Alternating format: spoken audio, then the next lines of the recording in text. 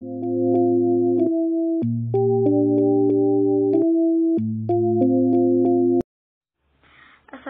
warahmatullahi wabarakatuh. Baiklah, kami dari kelompok 1 akan menjelaskan materi teori konsumsi Islami. Konsep teori konsumsi Islami. Teori perilaku konsumen yang dibangun berdasarkan syariat Islam memiliki perbedaan yang mendasar dengan teori konvensional. Perbedaan ini menyangkut atas nilai dasar yang menjadi fondasi teori, motif dan tujuan konsumsi, hingga teknik pilihan dan alokasi anggaran untuk berkonsumsi. Ada 3 nilai dasar yang menjadi fondasi bagi perilaku konsumsi masyarakat Muslim. Yang pertama, keyakinan akan adanya hari kiamat dan kehidupan akhirat. Prinsip ini mengarahkan seorang konsumen untuk mengutamakan konsumsi untuk akhirat daripada dunia. Yang kedua, konsep sukses dalam kehidupan seorang Muslim diukur dengan nilai norma agama Islam dan bukan dengan jumlah kekayaan yang dimiliki. Semakin tinggi moralitas, semakin tinggi pula kesuksesan yang dicapai. Yang ketiga, kedudukan harta.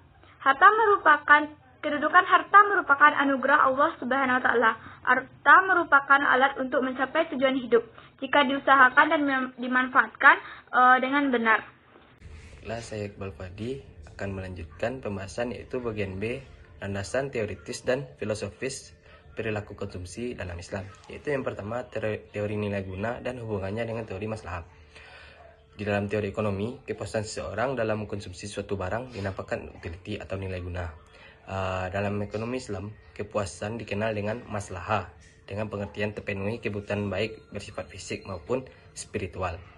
Yang kedua, kebutuhan dan keinginan.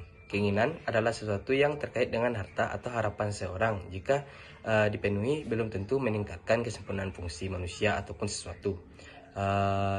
Kebutuhan terbagi menjadi 3, yaitu kebutuhan pokok, kebutuhan pelengkap, dan kebutuhan yang bersifat memperindah.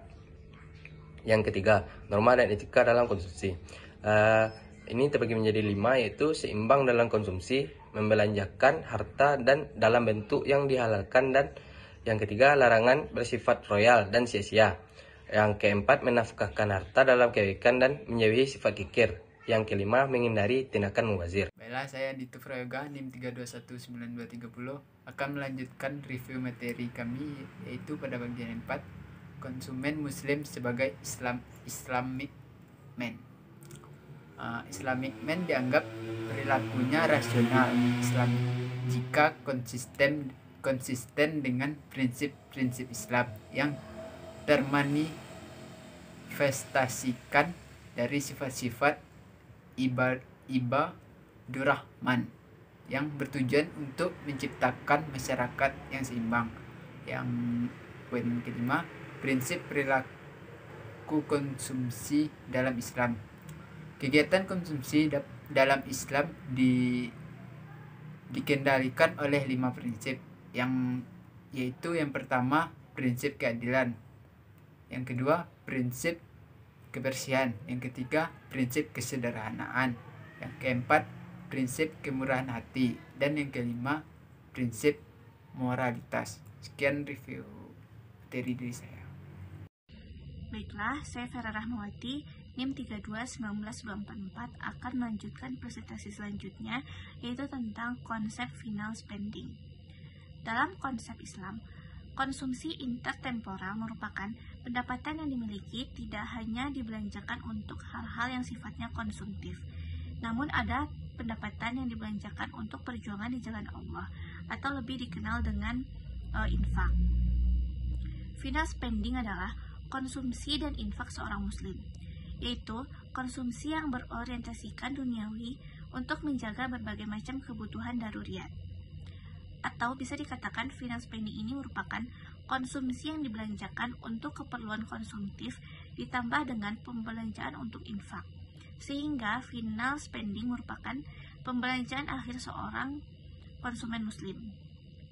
Lebih jauh lagi, maksud dari konsumsi itu sendiri adalah penjagaan dalam eksistensi agama, kehidupan, akal, keturunan, dan juga harta benda. Kelima ini dikenal dengan suatu konsep tentang al-kulliyatul al-khamsah. Adapun infak merupakan representasi dari kebutuhan seseorang yang berorientasikan kepada akhirat, untuk menjaga al-kulliyatul al-khamsah orang lain yang berpendapatan rendah demi terciptanya keadilan dan kesejahteraan. Selain itu, infak juga merupakan tabungan pahala di sisi Allah yang ketika frekuensi kegiatannya naik, maka akan menaikkan keberkahan dalam harta seseorang. Sekian penjelasan materi dari saya, terima kasih. Baik, selanjutnya yang bagian D, yaitu hubungan konsumsi, investasi, dan tabungan. Konsumsi adalah suatu kegiatan manusia mengurangi atau menghabiskan nilai guna suatu barang atau jasa untuk memenuhi kebutuhan. Investasi adalah investasi terhadap barang-barang yang tahan lama atau barang-barang modal yang akan digunakan untuk proses produksi. Yang ketiga, yang selanjutnya yaitu tabungan adalah simpanan yang penarikannya hanya dapat dilakukan menurut syarat tertentu yang disepakati, tetapi tidak dapat ditarik dengan cek, blit giro, dan atau dengan alat lainnya yang dipersamakan dengan hal tersebut. Assalamualaikum warahmatullahi wabarakatuh. Saya Oktavian 329236.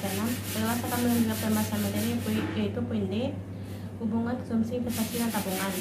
Hubungan konsumsi, investasi, dan tabungan itu saling berhubungan. Apabila tingkat konsumsi tinggi, biasanya tingkat tabungan akan menjadi rendah. Investasi pun ikut rendah karena tidak tersedianya uang selain untuk konsumsi. Begitu juga sebaliknya. Jika konsumsi turun, tabungan dan investasi akan bisa naik. Terkaitan antara konsumsi, investasi, dan tabungan yaitu tingkat konsumsi dipengaruhi oleh pendapatan. Jadi jika pendapatan meningkat, maka konsumsi akan meningkat.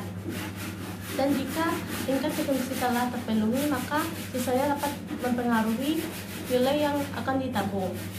Semakin banyak nilai yang ditabung, maka akan meningkatkan investasi. Sekian dari saya. Assalamualaikum warahmatullahi wabarakatuh.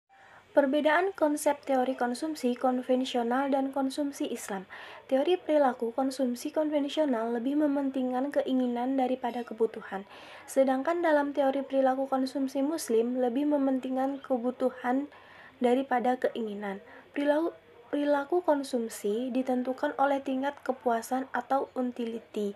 1. Konsep utility membentuk persepsi kepuasan materialistis. Kedua, konsep utility mempengaruhi persepsi keinginan konsumen, sedangkan perilaku konsumen Islam ditentukan oleh tingkat maslahah. Konsep maslahah membentuk persepsi kebutuhan manusia. Yang kedua, konsep maslahah membentuk persepsi tentang penolakan terhadap kemudaratan.